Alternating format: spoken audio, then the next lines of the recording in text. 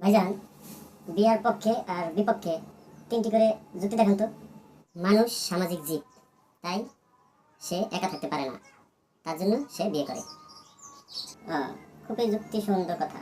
আচ্ছা, দ্বিতীয়টা বলেন।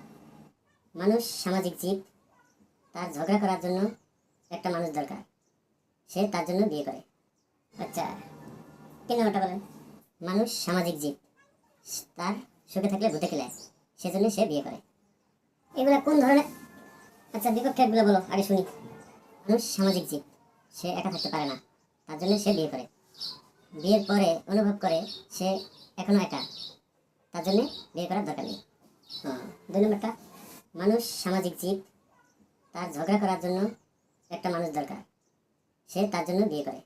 কিন্তু বিয়ে করার পর যখন সত্যি সত্যি ঝগড়া লেগে যায়, তখন ঝগড়া আর পছন্দ হয় না, তার জন্যে ভাবে যে কখন